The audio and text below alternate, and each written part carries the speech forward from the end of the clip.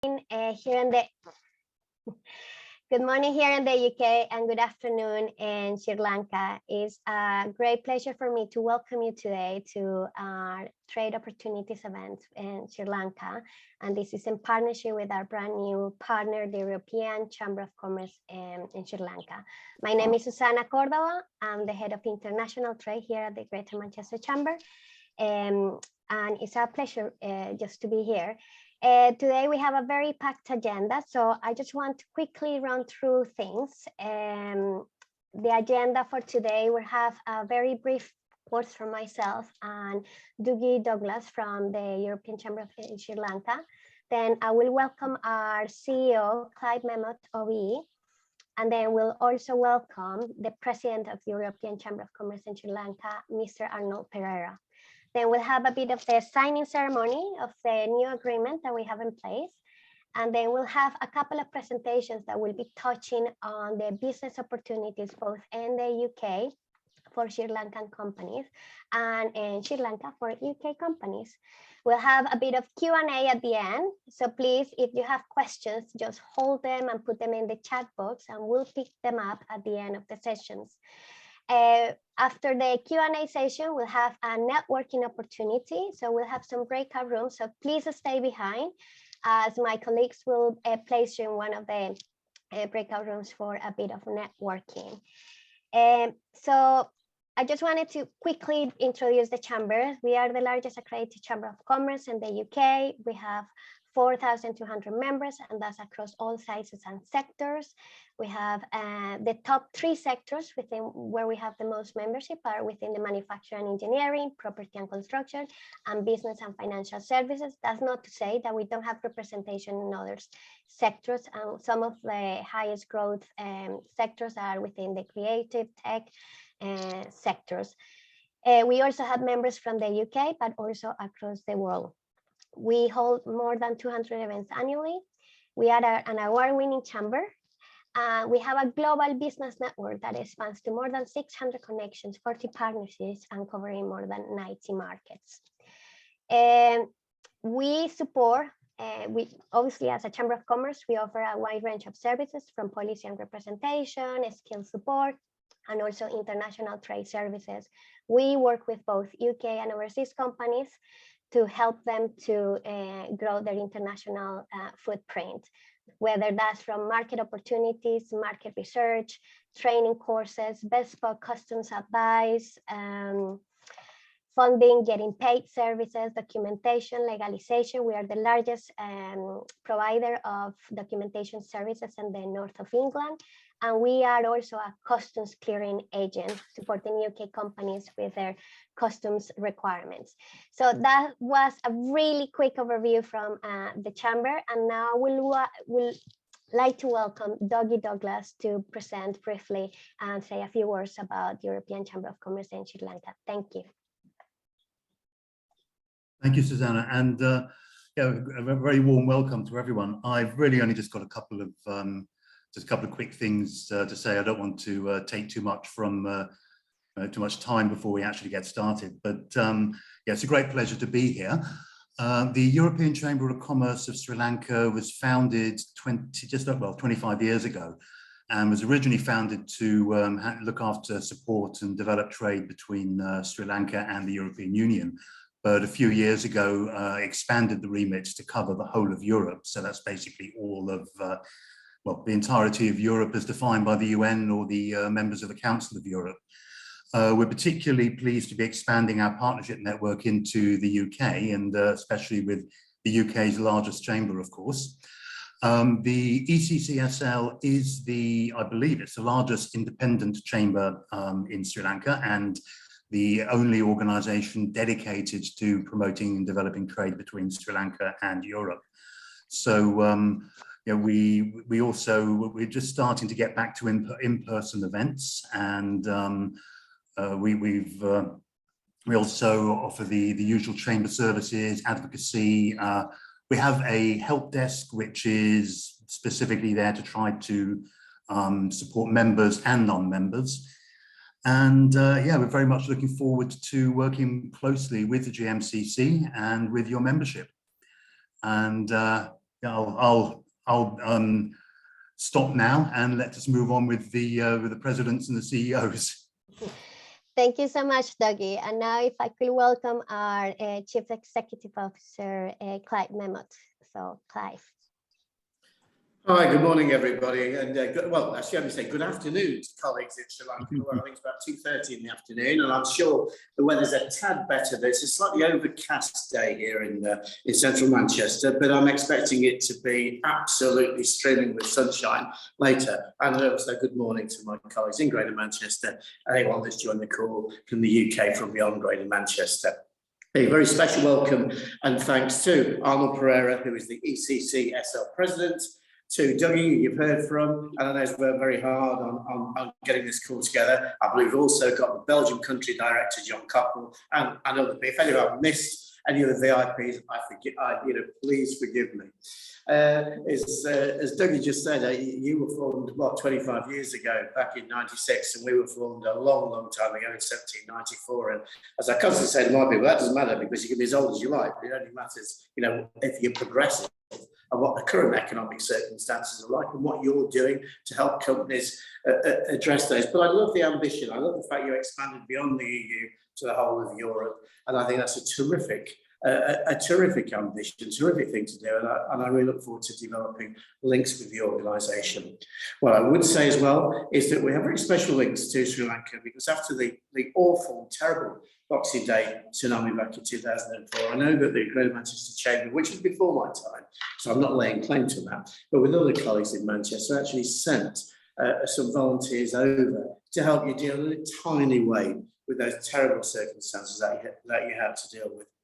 And again, it's ironic, isn't it, that we talk to you today as of course your country is gripped by a serious economic crisis and the serious consequences of that. But of course, this is part of a much wider worldwide economic crisis as we deal with the post-pandemic. And when we talk about post-pandemic, the pandemic's still around. I'll come to that in a minute.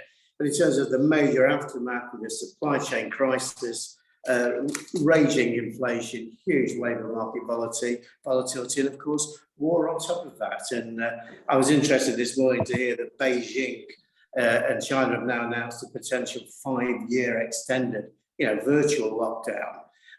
Which will have astonishing additional consequences. And that's about a week after the President of China, President Xi, convened a meeting of the BRIC economies, Brazil, Russia, India, China. And again, so you're saying that difference in trading blocks beginning to emerge and the very different policies that we'll see emerging in the next few years. The impact on UK economic growth is pretty profound as well. It's stalled badly this year. It won't be much over about 4%. It will be flat. There'll be no growth next year. Our exports are still about 14% below the pre-COVID level. And the more important thing is that they're about 20% below what we would have expected in the absence of Brexit. Let me just give you those numbers. Exports to EU last year fell by about £20 billion. That's about 12%. More importantly, exports to the rest of the world also fell by 6%.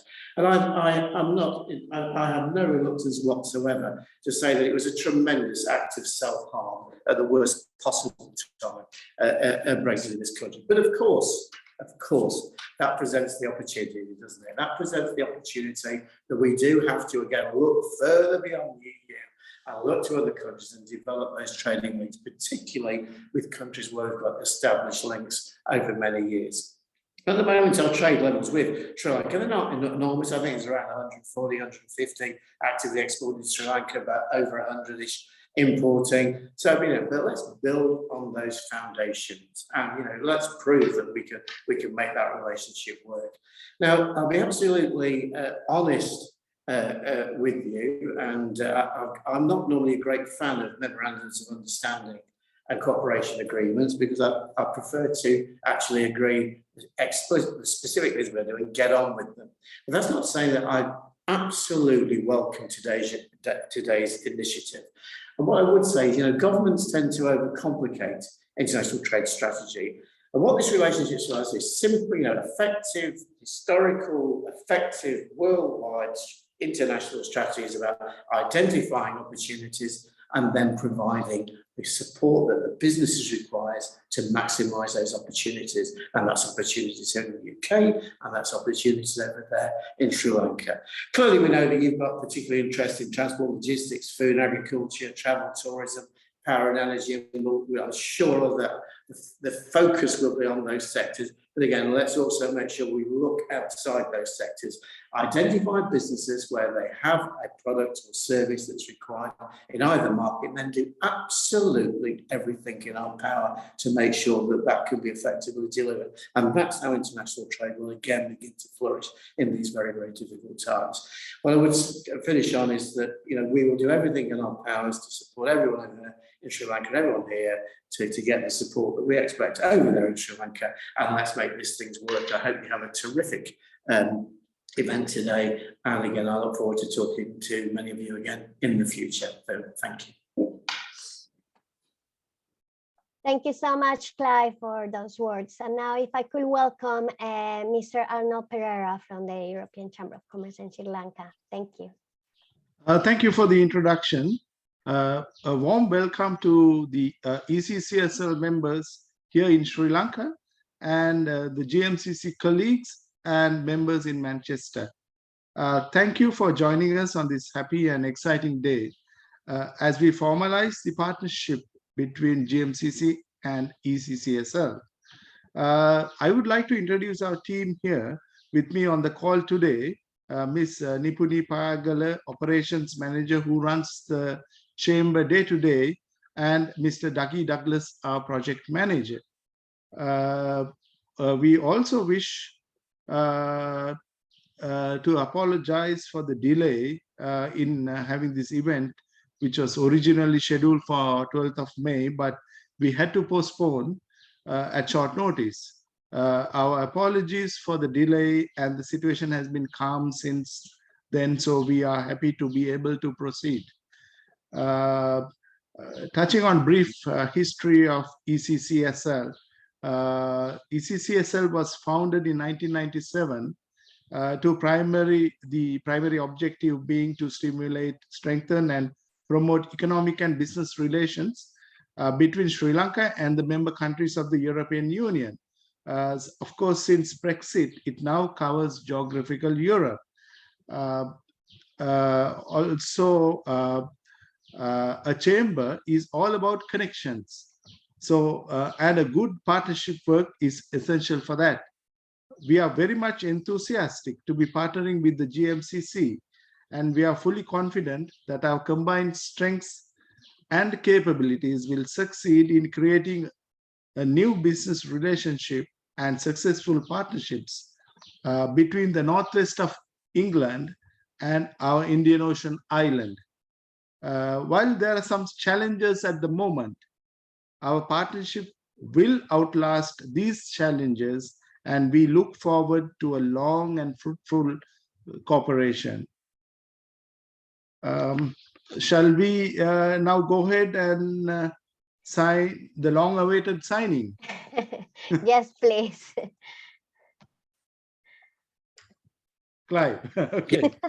Here and ready to sign simultaneously with you. Okay. So there we go. Right, you are.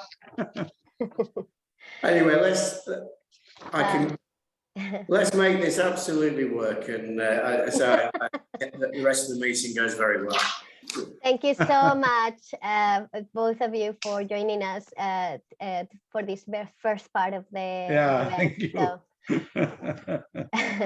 so Thanks we'll now, a lot. thank you. So now we'll just proceed with some of the business opportunities. So I'll kick off this first part just to give you a bit of an overview of Greater Manchester.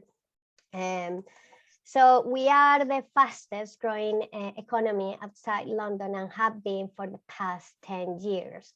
Between the 2013-2018 period, our growth was 9.3%. And as of 2019, our GVA was 75 billion. The Greater Manchester has about 1.8 million in terms of population. 2.8 million, sorry. And within 1 hour's commute, we have 7.2 million. is a region that hosts 5 world-class universities. So we have a very rich population of students of more than 100,000, and about 1 in 5 businesses in the region export. We have the largest regional airport in the UK outside those in London, and that connects us to more than 200 destinations worldwide. And we are also about 40% lower in operating costs than London. So for those companies that are looking to invest in the UK, then the North and especially the Greater Manchester region could be a very attractive place to consider. So we have about more than 100,000 businesses. Most of them are SMEs, micro and SMEs, and only about less than 1% are large corporates with more than 250 companies. There are about 2,000 companies, foreign companies, established in the region. We are considered one of the most influential cities in the UK after London, as well one of the most innovative. So we are the second largest, the most innovative after London, and the 34th worldwide after Shanghai, Oslo, Stuttgart, and Zurich. And that's as of 2018. I don't think there has been any most recent reports on that. And in terms of tourism, we are the 3rd most visited region after London and Edinburgh, and we receive, and this is obviously pre-Brexit, bear in mind, we used to receive about 1.90 million visitors a year. I just mentioned the universities, and also research-wise, we are really well recognized and considered one of the most powerful, right behind Cambridge and Oxford.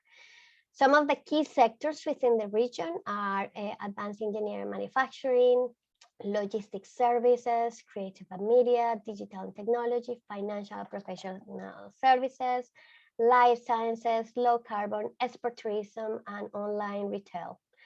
So just to give you a very quick overview, in financial professional services, the region claims to be the 2nd largest outside London, but probably this is something that most of the other UK regions also might claim.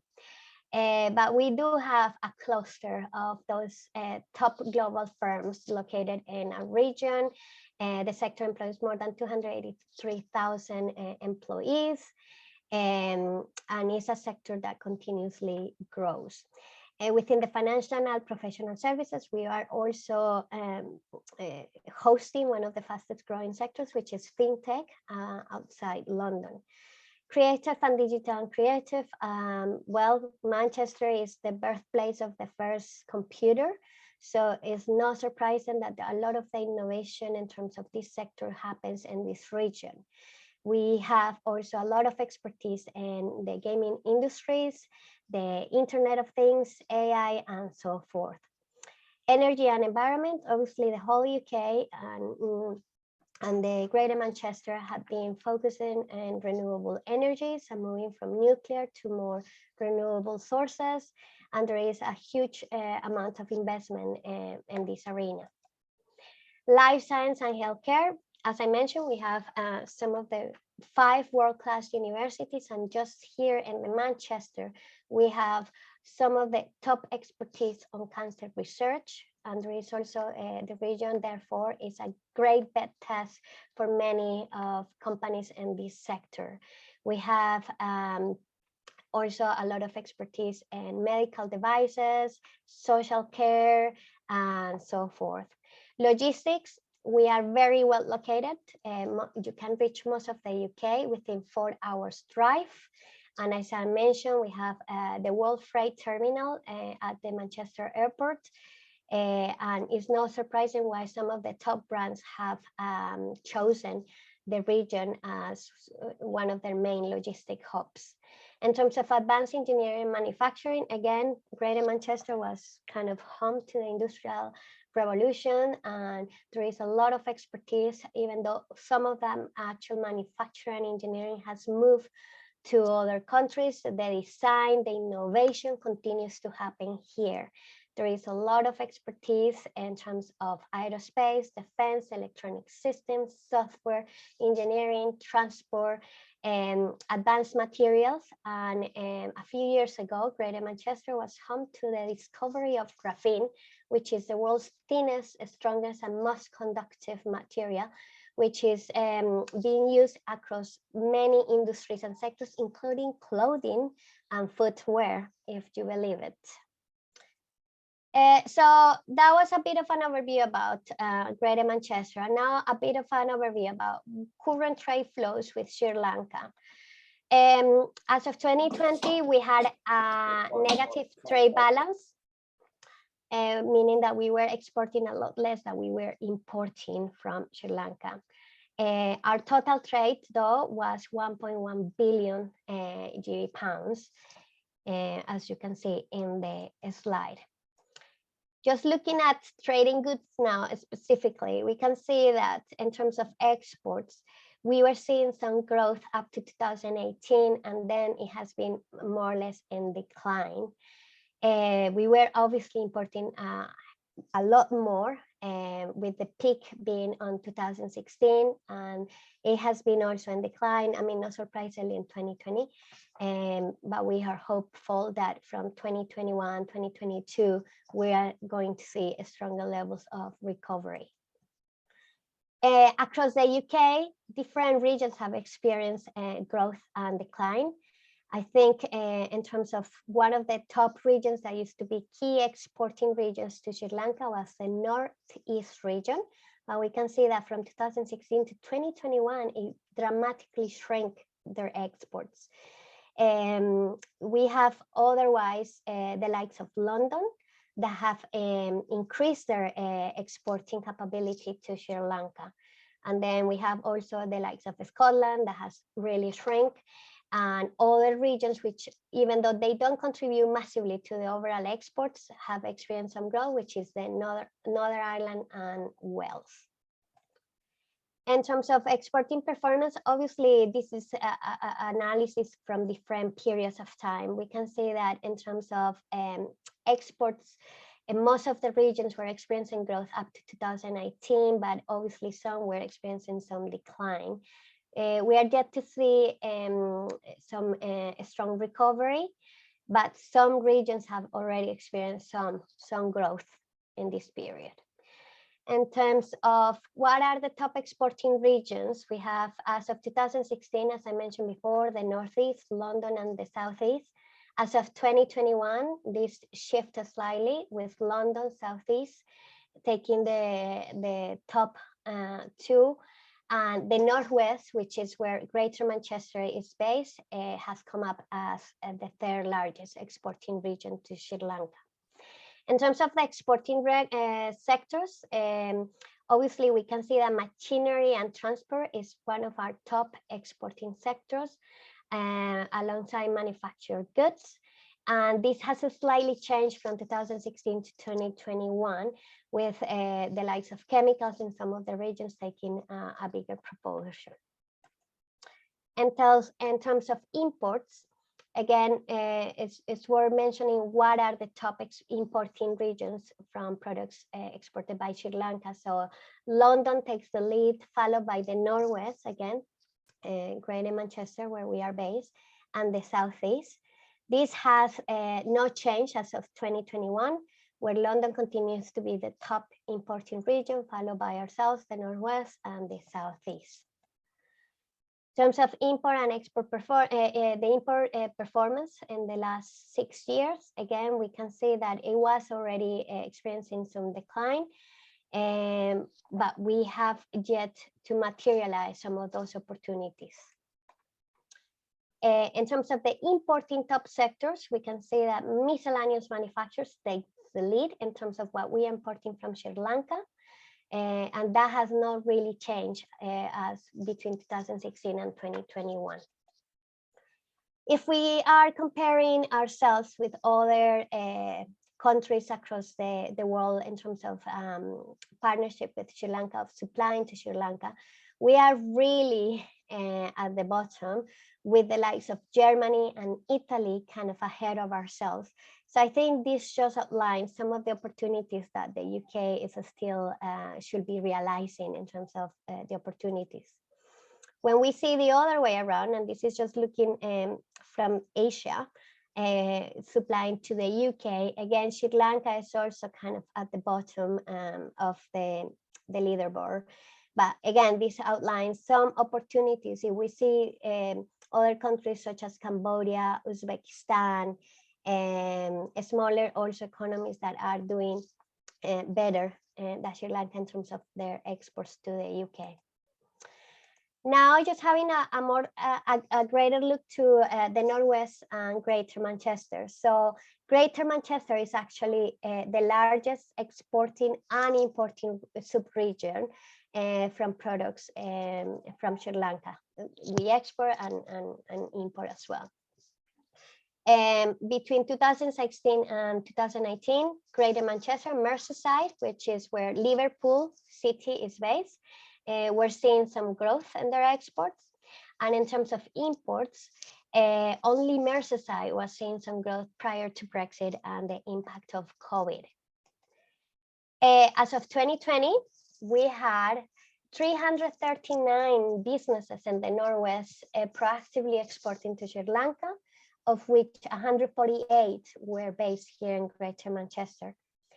In terms of importing, we had a very similar number, 335 businesses importing from Sri Lanka, of which 104 were based in our region. So that was a very quick overview of trade and some of the opportunities in terms of what Sri Lanka could be doing more with the UK and especially Greater Manchester. We have that, according to Export Potential tool map, there are still about 394 million worth of untapped export potential for Sri Lankan companies to export to the UK. The top sectors are within the apparel, tea, plastic, fruits, and textile products. In terms of apparel and footwear market in the UK is projected to grow.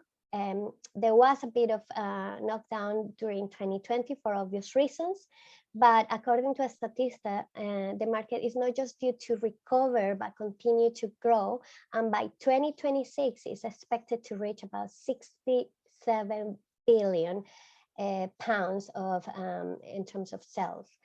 And according to the Office of National Statistics, as of 2020, people spend over 54 billion in 2020 in clothing, and women's apparel is growing at a faster pace than those for men and children.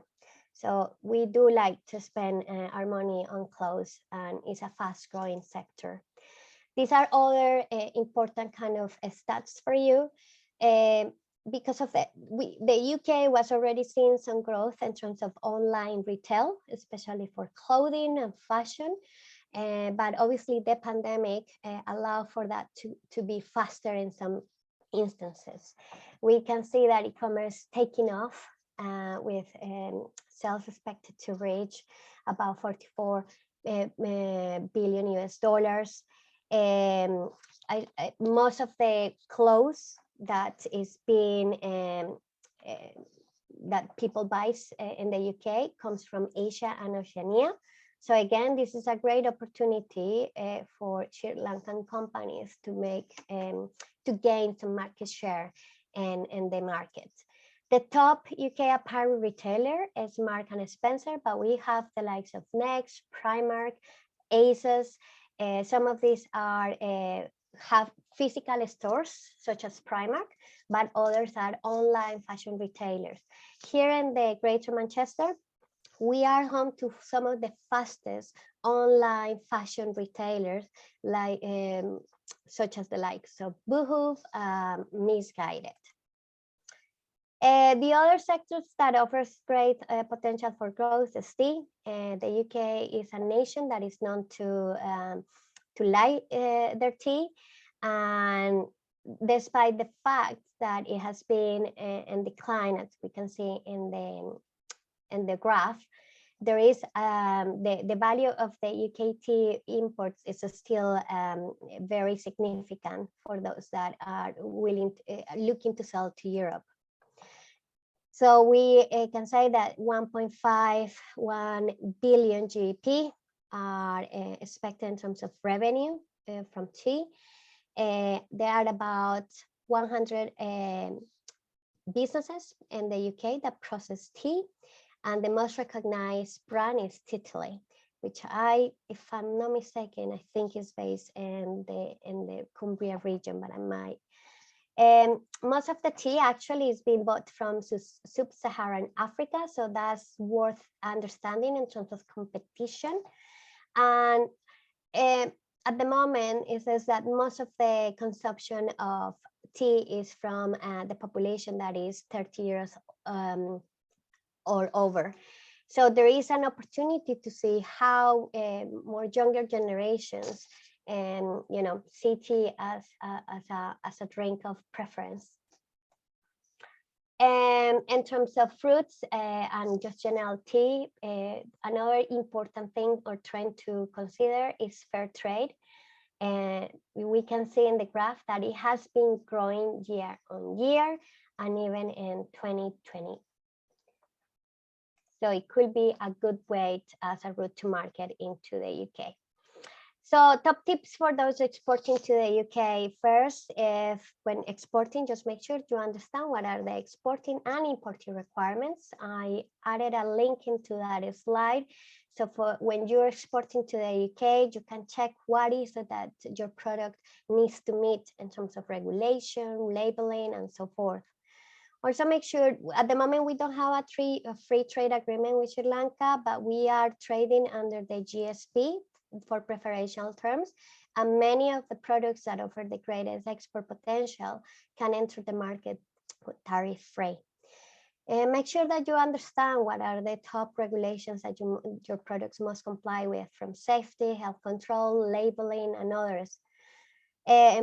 Some of the importers here in the UK will ask you to price your products on GDP, so that's something that you must consider. Avoid selling on using Incoterm DDP, as that will just add more time and cost to your operation. If you're selling food and drink products, you might consider to come into the International Food Exhibition in London, which is the largest in the sector, and could offer you great opportunities to make connections and understand the latest trends in terms of UK consumer.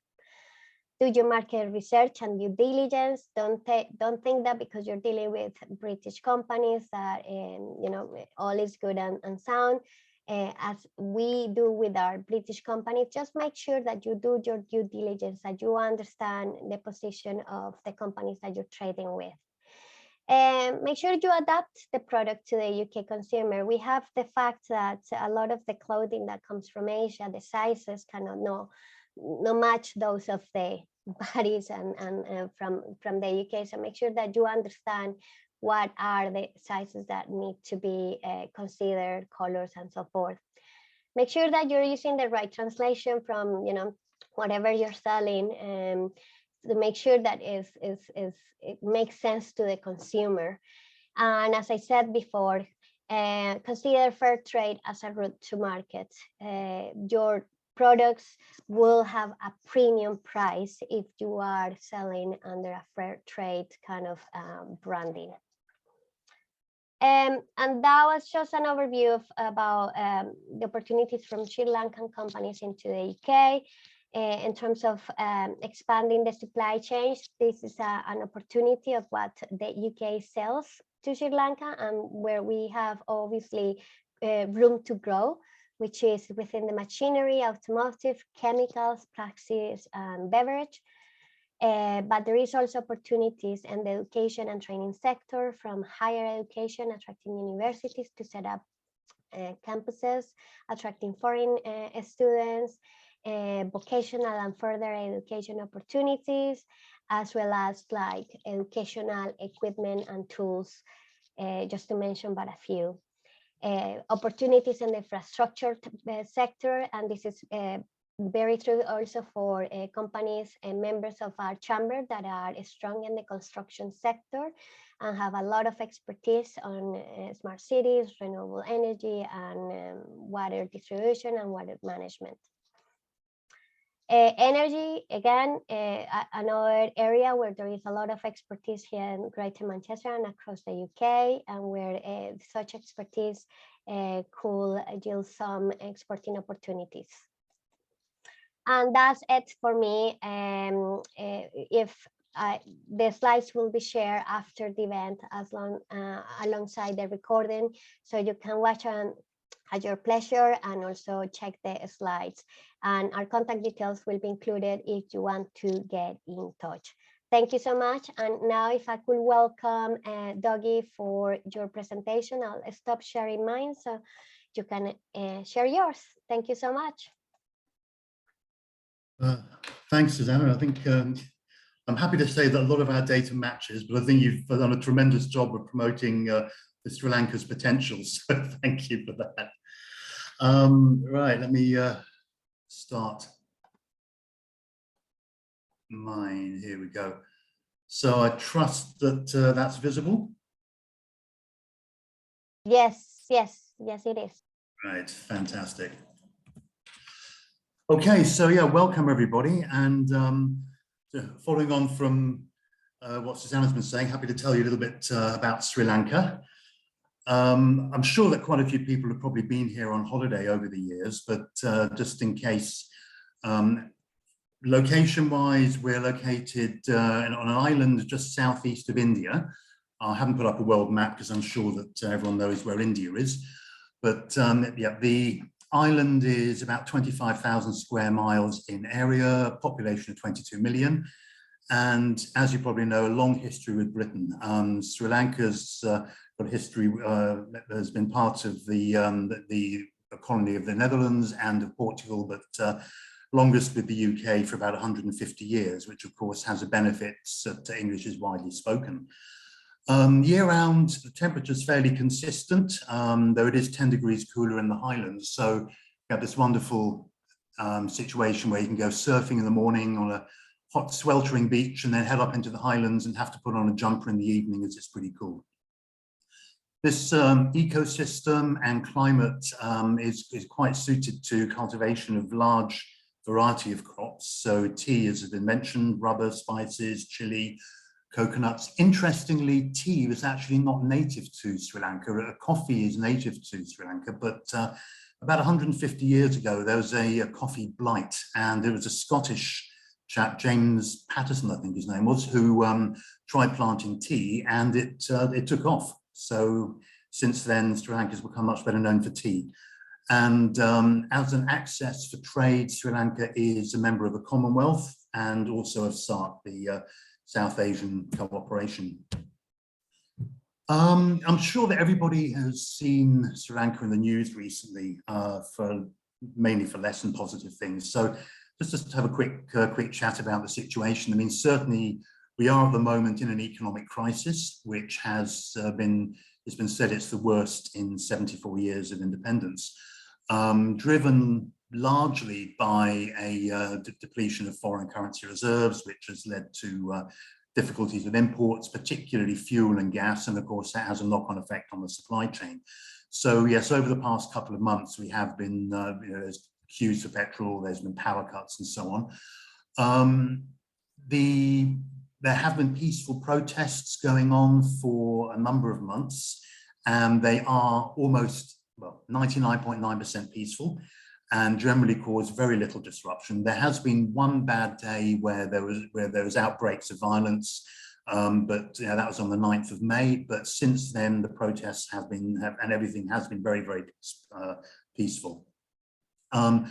Since then, also, there's been changes in ministers and some changes in the government, and now currently it's showing stability, which is good because that's what's needed to have discussions with creditors, with lenders, and so on. Being a compromise government, of course, that does mean it's got the pros and cons of a compromise government, and so not especially popular, but progress is being made, talks are being had, new credit lines are being agreed. And although at the moment this week we are facing a particularly acute fuel shortage, I think things are largely headed in the right direction. This, of course, with crisis and with challenge comes opportunity. And so there are some very good areas of opportunity at the moment, particularly around what can be considered as essential products. I would say at this point that there are a number of restrictions on imports, but essential items are largely unrestricted or can be imported. So that's one area of opportunity, and particularly around, with the power issues around renewables, recycling, sustainability, and so on, and also on any items where any sort of goods ultimately destined for export, and around health and infrastructure. So there are indeed opportunities. Recapping on the trade, I mean, Susanna, you presented that some very great figures there, and like I say, I'm very happy to say that mine pretty much agree. In 2021, the UK was Sri Lanka's second largest export partner. However, in terms of imports into Sri Lanka, UK ranks at only number 20. So roughly about a third of the imports. So there is a bit of a trade imbalance there. Looking over the past few years, certainly exports to UK peaked around 2017, as for obvious reasons dipped in 2020, has started to recover in 2021, grew by about 2.6%. However, that is the lowest of any of Sri Lanka's top 10 export partners. All the other export destinations grew between 22 to 49%. So UK, what has been lagging, though happily the first 4 months of this year, where I've been able to get data, exports from Sri Lanka to the UK have grown at over 13%. So that does seem to be picking up again, which is very positive. Of Sri Lanka's exports, not surprisingly, over 80% are goods, around 17% are services. Imports from the UK, that kind of peaked around 2018, 2019, and then dropped, but has been recovering in 2021, growing at around 12%, but still got a way to go to catch up to the 2019 figures. So far this year, despite the the import restrictions, imports from UK have grown at 18% over last year. So again, the trade does seem to be picking up. Around 60% goods and 38% services. Breaking down what the exports are from Sri Lanka to the UK, by far and away ahead of anything else is apparel. Sri Lanka is home to a number of some of the world's largest apparel manufacturers, and so that is reflected in the figures here.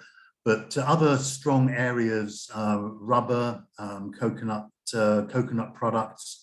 There has been a steady growth over the past few years in rubber, coconut, seafood, vegetables, and electrical products. And I mean, coconut is not just the fruit itself, but coconut products, coconut oil, coconut sugar.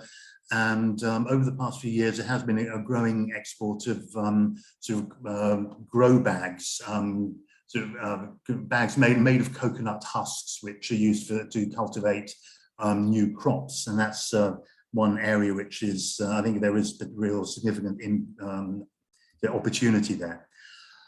Skimming down the figures, there's been a decline in exports of footwear and worryingly tea. I mean, Sri Lanka being such a big exporter of tea, the UK being such a big importer, but yeah, that is an area which would be nice to see sort of more growth. There is one spike in 2020, which was of plastic products, which is PPE equipment, but sadly that was just a 1 year spike and has now gone back down again. Areas of opportunity that have been identified through export potential, largely around apparel, particularly undergarments, trousers, babies' clothes, and so on. Tea, as I've mentioned before. And another one which came up, a bit of a standalone thing here, is sails. There are manufacturers of sails and similar fibers here. Imports from the UK to Sri Lanka much more diversified, as you can see. Again, there has been steady growth in some areas, electricals, paper, minerals, chemicals, and so on. Declining, as Susanna mentioned, beverages. Identified areas of opportunity includes whiskies, which I think would be nice to see. With the import restrictions, as I mentioned before, non-essentials might face some challenges, but overall imports have been growing, which is encouraging. Also, other areas of opportunity, motor vehicles, aircraft and engine parts, medicaments, and laboratory reagents and reference. So, I suppose one question, why partner with or why invest in Sri Lanka? As mentioned before, Sri Lanka is located at in a very strategic area, crossing the shipping routes from east to west. And for any distribution or any logistics, Colombo Port was just a couple of weeks ago named as the most efficient in South Asia. Third in the Indian Ocean Rim, 22nd out of 370 globally, which is just quite a credit to the facilities here. Sri Lanka's proximity to India and the whole of South Asia basically means that we are a gateway to a potential market of almost 2 billion people. Companies who are operating here, of course, can probably benefit from sort of the SARC trade agreements. So also as a member of the Commonwealth, Sri Lanka has access to not only South Asia, but all of the Commonwealth countries. The Board of Investment here has identified 8 particular areas of opportunity. I'm just going to skim through these because if there is any particular and if someone wants any detail, we'll be happy to work with anyone afterwards to get some. But apparel, as that's been mentioned as one of the largest exports and opportunities here. Everything from sort of undergarments, casual wear, and the main export markets from here, number 1 is USA, number 2 is UK. And as you can see, the exports, apart from a bit of the blip, the obvious blip in 2020, have been steadily growing. Agriculture, there's a big and growing focus here on organic food production. So plenty of opportunities. In fact, the European Chamber is working on a couple of projects to try to support the growth of organic agriculture to Europe. That's organic. And also one crop here which may well be of interest is jackfruit, which apparently is a fast growing meat substitute for vegan foods. And that's jackfruit is in various derivatives of it is widely available here. Other than that, of course, the fruits, vegetables, and the coconut products, as mentioned before. Logistics, I've talked a little bit about the location and Colombo Port, the benefits of that here. Pharmaceuticals, another area where there is quite a bit of focus. There's Sri Lanka has set up a number of special export zones, and there is one which is largely dedicated to manufacture pharmaceuticals. So that is an opportunity, definitely an opportunity here. Tourism, as I said, Sri Lanka is known to most people as a tourist destination, and certainly there's a wide variety. At the moment, Sri Lanka is mainly known for the beaches and so on, but there is a growing push to try to promote other areas or other aspects of tourism. So wellness tourism is an example with the Ayurveda treatments and so on. Culinary tourism, trekking is already very popular. UK is, so far this year, UK has been the second largest source of foreign tourism visitors to Sri Lanka. So it's a well-established market and one that can quite easily grow. Information technology, Sri Lanka is an IT hub and BPO hub that benefits a very agile, well-educated workforce, and as I mentioned before, English being widely spoken. Just conscious of time, I'm going to skip through these. Auto components is another area of manufacturing that there has been some successful exports to the UK and one that can be developed.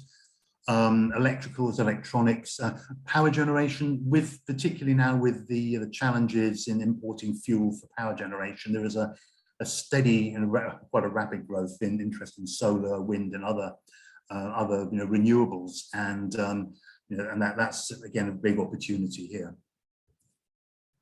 So for anyone who actually is interested at all in setting up an operation here, I'm not going to get into specific details because they are changing rapidly, and again, in the interest of time. One of the easier options is a private limited or limited liability company. That's mainly going to be for B2B or very small industries. The representative office is relatively easy. That might suit, for example, education. A representative office cannot conduct commercial activity, but can serve as representative, for example, of a university or something like that. For foreign companies wanting to operate here, branch offices or a subsidiary or joint ventures will be the main options. There is, the Board of Investment has set some minimum investment values, starting from around about $150,000 for IT BPO, roughly $500,000 for manufacturing for export. Manufacturing for the local market is much higher. But again, as I said, a lot of these are changing. So if anyone is interested, the ECCSL will be very happy to get the latest information for you. There are also a range of incentives, tax breaks, tax holidays for a number of areas such as pharmaceuticals, textiles, renewables, and so on. And again, a lot of that information is available on the BOI website, www.investsrilanka.com, or the European Chamber can help with getting that. There are restrictions on some areas in terms of foreign ownership. So no foreign ownership permitted for security services, sea fishing or money lending, just in case anyone was interested in setting that up. Maximum of 40% for a range of agricultural, deep sea fishing, natural resources, education, travel and tourism, and so on. Again, if anyone who's interested in setting up, we can quite happily advise on that. So, quick little bit of background about the European Chamber. I mean, Arnold's, as I mentioned at the beginning, we're working to develop business trade between Sri Lanka and the whole of Europe. We have around 200 members at the moment, of which a quarter are European, 3/4 are local Sri Lankan, in a wide range of sectors, as you can see there on the right. Quite wide, diverse range, and growing. We have our help desk, whose services are free of charge for members, or available to non-members and partners for fees. Naturally, being partners, of course, we have preferential rates for GMCC members, and we can quite happily help with company setup, registration, advice, PR, representation, and so on.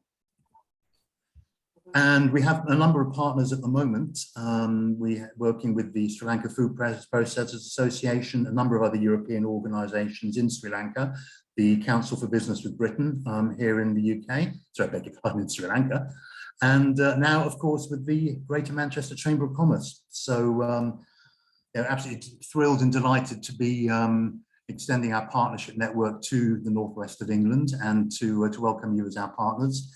And look forward to working closely with any of your members in the weeks and months ahead. Thank you. Thank you so much, Dougie. That was a very comprehensive and also interesting presentation to see where the opportunities lie for our companies. So, and just now we're gonna allow for companies delegates to ask any questions. I can see that there are some posts, but more about partnerships and who's interested in a number of sectors there, from outsourcing, BPO, coconuts, and mini hydropower mini grids. So that's great to see that companies are already starting to share some of the opportunities. As part of the partnership that we have now with the chamber, we are more than happy to enable those partnership requests. Just send them to exportbritain@gmchamber.co.uk, and we'll be more than happy to promote those in our international newsletter that goes to about 205,000 companies in the region. And obviously, same as with the chamber, there will be some services that Sri Lankan companies will be able to access either free of charge or at preferential rates, especially those including in terms of market research or market entry services. But if you just have a partnership request, do send it, and we'll make sure that we'll make the connections. I will say that the primary route, perhaps the best, is that goes through the European Chamber, maybe to Dougie, and he can make the connection to ourselves, so we can make sure that it all goes through the right channels and is not missed out. In terms of IT, obviously, there is a number of technology trade associations here in the UK and Greater Manchester. So it depends exactly what is it that you're after. I think your name is Patty. So do email Dougie with a more the specifics, and we'll see if we can connect you with one of the local trade sector associations. And it depends also if there is, as I said, one of the fastest growing sectors for Greater Manchester is in the tech side. So just send us what you are looking for, and we'll see how best we can help you. Is there any other questions that you want to address regarding mine or Dougie's presentation? I'm not seeing anything apart from the connectivity, but maybe I'll just ask you one, Dougie, in terms of developing a successful partnership with a Sri Lankan company, in terms of the cultural differences between European and Asian companies, and especially from Sri Lanka. What will be your top tips in terms of how to, develop a long-term partnership? Wow, okay. Well, I've been in Sri Lanka 5 years, so that seems long for some, but compared to many others, it's very, very short. Now, I think Sri Lanka has a huge potential. People are very welcoming, and cultural differences, I suppose. But I think one of them, there is a lot of people talk about kind of this island, the island feel. I mean, certainly, the pace of life tends to be slower than we might be used to in a city in the UK. You don't expect things to happen overnight. So, I think it's not a place to sort of come and quickly set something up and drop in, drop out kind of thing. I think it can take a little while to get things going, but people are very welcoming. People are open to new, to new businesses, to new ways of working, and to new ideas. But I think, the main thing I'd say is, be prepared to invest a bit of time and effort. I think from the UK side, it's just obviously with the impact of COVID, a lot of the businesses were kind of moved forcefully to the virtual world, which is a great tool, but don't just rely on it. Make sure that you do get to see your partners face to face to build that long-term relationship. And don't give up if they are not responsive straight up. After you meet them, sometimes it might take a few attempts before you hear back from a company about the initial interest that they shown on your product or service. We experience it ourselves. Sometimes it takes 4, 5, 6 attempts before you hear back.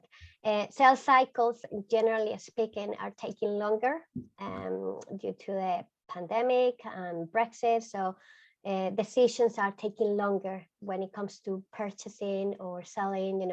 It's just I think one of the aftermaths of what we're going through.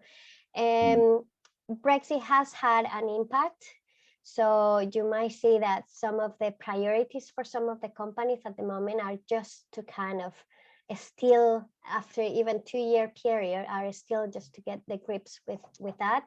So as I said, just bear with them, and if they did say that they are interested, just make sure that you remind them that you're there. So when they're ready, they will come to you. I think those will be some of the tips. Do rely on organizations like the chambers to help you reaching out to those customers. Don't think that you have to do it all on your own. Sometimes reaching out through your local chamber might actually yield better results, because they know us. So it will be easier, and it helps opening doors in both sides of the world. So I think that's kind of my input. I don't know, Dougie, do you have any questions or things that you want to kind of ask from our side? No, I think I'll add to some of what you said. I mean, certainly, you know, the COVID, I think Sri Lanka responded very, very quickly to the initial wave of COVID, and I think very successfully. But then it's the it's kind of it got drawn out and sort of unfortunately, I think it lasted a lot longer than most people expected. We have got quite comfortable with working online. And of course, because a lot of the business doesn't happen just around Colombo, but a lot of tourism is largely down on the south of the island. Some of these development zones or export zones that I mentioned are over on the east.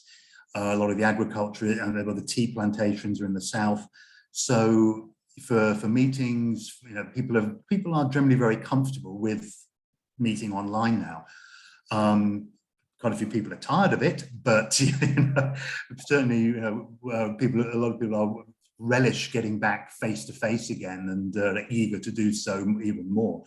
But it's something which has opened up a lot of new doors. And you mentioned persevering, trying two or three times, and to keep going. I think that probably applies a lot around in many places around the world at the moment. People are so busy kind of catching up and dealing with day-to-day stuff. I talked earlier about some of the issues we have at the moment. So just particularly in the next few weeks, maybe the next couple of months, be aware that people here there may be experiencing power cuts. They may be not able to travel around, due to fuel shortages. They might be sitting in a queue for petrol, which is something which has affected a lot of people over the past couple of weeks, unfortunately. I mean, literally queues 8 hours or longer.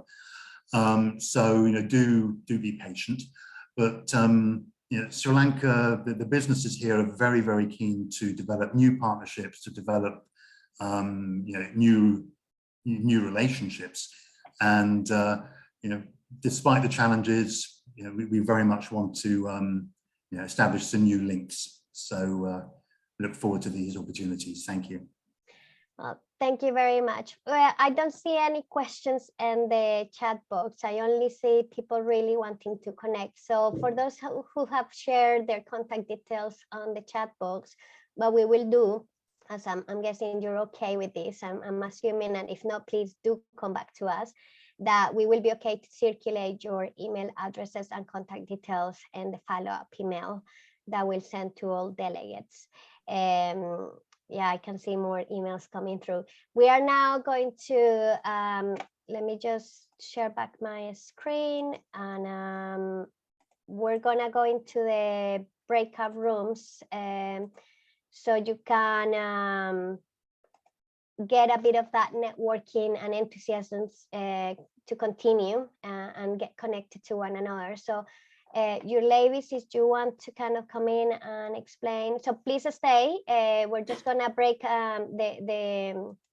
we're gonna organize a breakout rooms, and we'll put you in each of the rooms.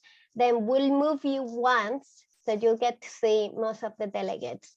So yeah, your ladies, can you come in and explain further the dynamic? Yes, if you just bear with us for a minute, we are going to assign your breakout room. We have 3 different breakout rooms, and we are going to have Susanna, Dougie, and leading on each one of them. And we also have Nipuni on the 3rd one.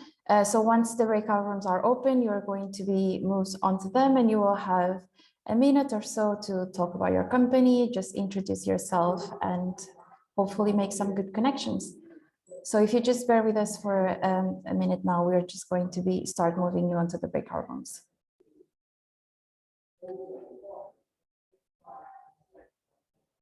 So you can click on join to start going onto the breakout rooms. There you go.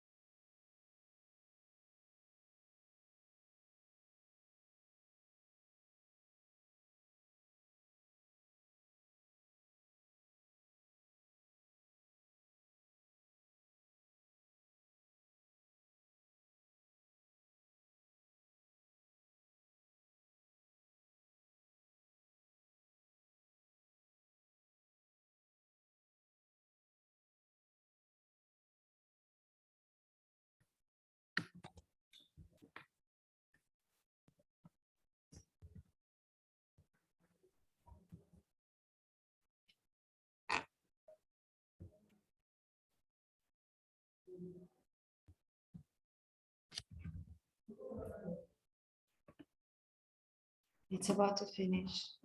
6, 5.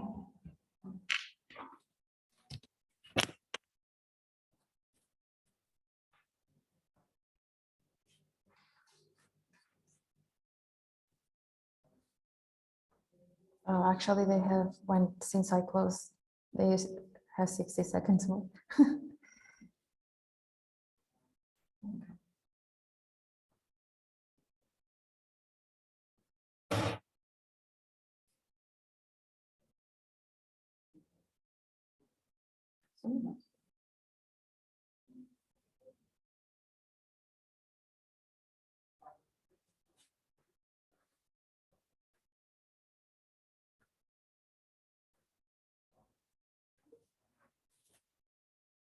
That thing looks weird on my background.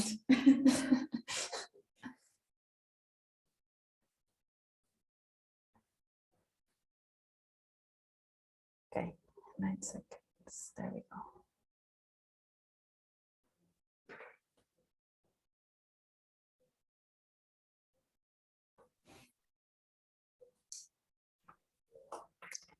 We'll now start moving on to the second rooms. If you just bear with us a minute.